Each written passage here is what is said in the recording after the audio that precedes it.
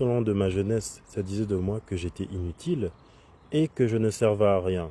Et moi, j'ai grandi dans une famille africaine. On répétait souvent sur moi que tu es inutile et que tu ne sers à rien. Car dans notre communauté, chaque enfant doit être utile à quelque chose. Par exemple, il y a un enfant qui doit être capable de cuisiner pour les autres. Il y a un autre enfant qui doit être capable de connaître tous les noms des assurances sur le bout des doigts. Et finalement, un autre enfant qui doit être capable de booker des billets d'hôtel ou d'avion lorsque on sort du pays. Et moi, comme je n'étais pas capable de ceci, enfin de tout ce que j'ai cité, on disait que j'étais inutile. Et ça s'est poursuivi dans le monde du travail. On disait souvent que j'étais inutile et que je ne servais à rien. Et toutes ces remarques, ça fait très mal au cœur et ça laisse des séquelles. Laissez-moi vous dire que personne n'est inutile dans ce monde. Des remarques négatives, parce que c'est au féminin, telles que tu ne sers à rien, tu es inutile, tout le monde est remplaçable, personne n'est indispensable, ça rentre par une oreille et ça sort par l'autre oreille. Prenez l'exemple d'une clé qui est un outil, peu importe sa taille, ça sera toujours utile. Et même une clé, elle a deux fonctions, visser et dévisser.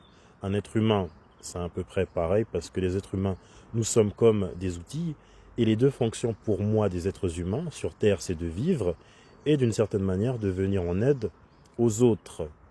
Et je disais que les êtres humains sont des outils parce que chaque partie du corps, c'est comparable à un mécanisme, c'est comparable à un outil. Par exemple, l'un de mes amis me pose une question, j'utilise mon cerveau qui a un outil pour répondre à sa question.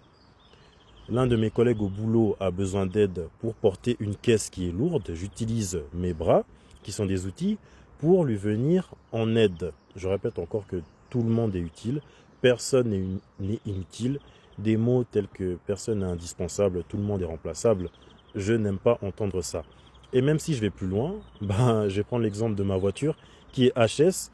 Je vais appeler mon mécanicien qui va utiliser ses mains, qui sont des outils, pour fixer ma voiture. Ou même si ma chérie, elle veut aller chez l'esthéticienne, et je vais lui payer, l'esthéticienne, elle va utiliser ses mains, qui sont des outils, pour embellir les mains de ma chérie.